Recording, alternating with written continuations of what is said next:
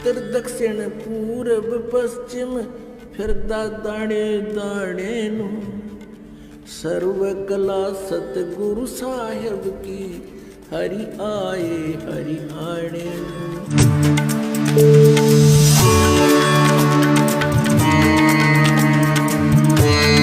परमात्मा ने जो भक्ति करनी है तो भगत की तरह रहना पड़ेगा, बुराइयों से भी बचना होगा और एक बहुत ही साधु भाव में रहना पड़ेगा, किसी की आत्मा नहीं दुखावे।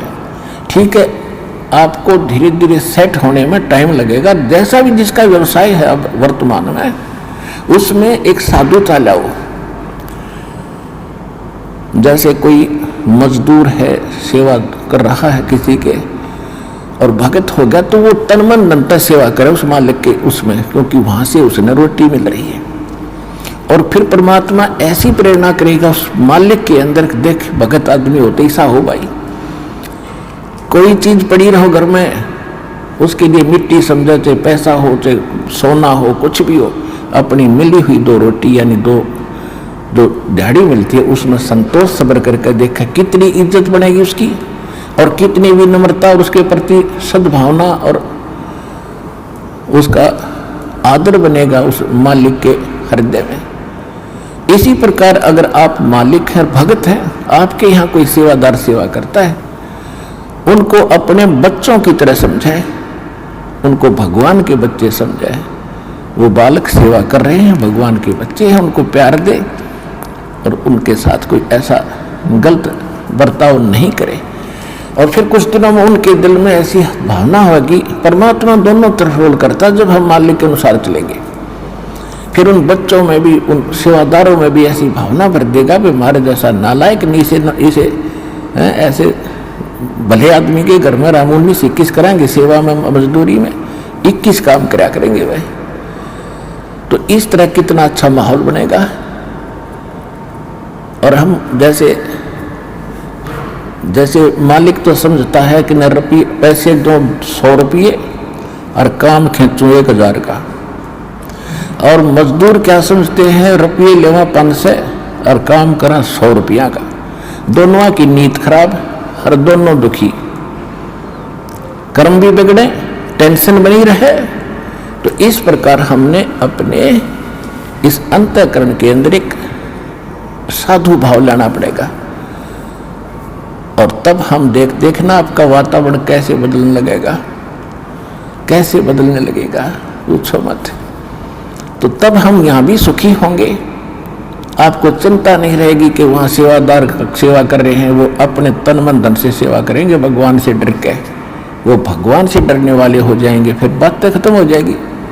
अब तो आग लगी पड़ी है, रिश्वत ले ले, वो ले लूँ, फलान करूँ, जब करूँगा तेरा काम धर दे 500 रुपये। और उधर से 500 ले लिए, डॉक्टर के जाकर 1000 लग गए, वो 500 भी गए, 500 अपनी तनख्वाह में गए। अरे वो पाप कर्म जो के दो धरे के धराए रहेंगे, फिर गधा बनकर पूरे करेगा जिससे रिश्वत ली है।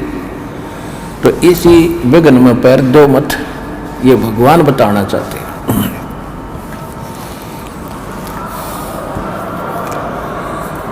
और जब आपको ये ज्ञान होगा ना, जहर दिखाई देगा आपको, और जब आप नेक नीति से चलोगे तो पूछो मत। अब दास बहुत देखता है, एक छोटा सा बच्चा ने बोला जी 55 रुपये पाए मैंने पड़े।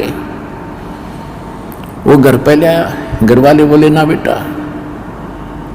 हमने नीचे धर दे, अपना दान पात्र में डाल दिए, इस वजह हम नहीं खाएंगे। अब देख जिसके गिरे थे उसको पुण्य हुआ, अब यहाँ पर भंडारे में लग गए। और वैसे उस पर चौनी खर्च हो रही थी कि उसने विधि का पता नहीं, और वैसे कोई और मिल जाता उसने जाते कह गोटी लाओ उसके 55 रुपये की, या कितने मांस मिट्टी खाओ उसको और पाप लगाओ। तो इस प्रकार हमारी नीत साबित होगी, भगवान खुश होगा। और जब भगवान खुश होगा तो फिर कमी नहीं रहेगी।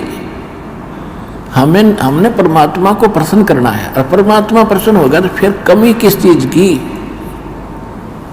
फिर तो क्या बताते हैं परमात्मा, साईं इतना दीजियो जाम कुटुम समावे, हम भी भूखे न रहे, अतिथि न भूखो जावे। इससे अधिक मांगना इस काल की जेल में हमारी महामूर्खता है कि इतना ही मांग लो बस तुम, इसमें सब कुछ मिलेगा, क्योंकि ये कलयुग है और कलयुग में मशीनरी जरूरी होगी। तो आप इतना ही मांगो जामे कुटुंब समावे, यानी रिक्वायरमेंट ऑफ द फैमिली, परिवार की आवश्यकताएं, ये है जामे कुटुंब समावे। और हम भी भूखे ना रहें और अतिथि न भूखा जाए। फिर देगा आपको, और फिर रहो मालिक के वचनानुसार चलो। फिर कैसे, जैसे परमात्मा कहते हैं,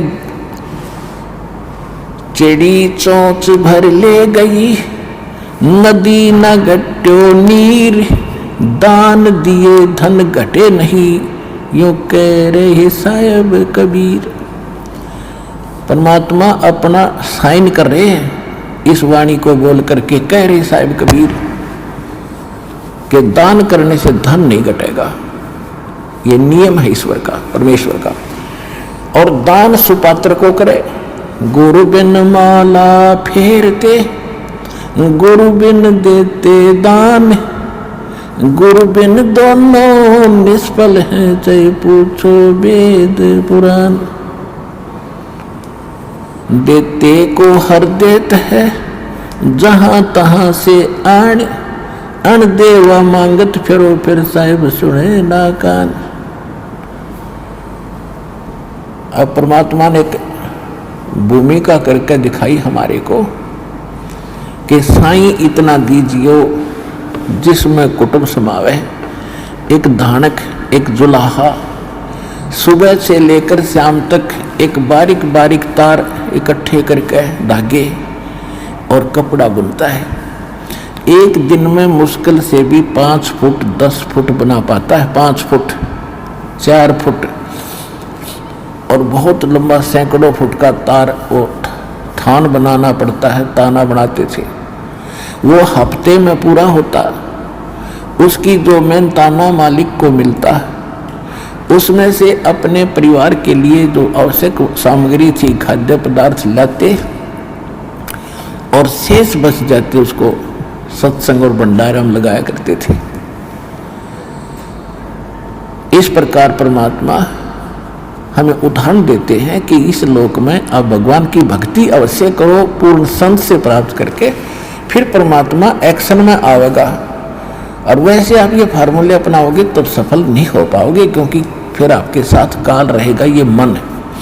और केवल वर्क डन मिलेगा आपको, यहाँ वर्क से भी अलग मिलेगा आपको, किस्मत से भी नारा देगा परमात्मा।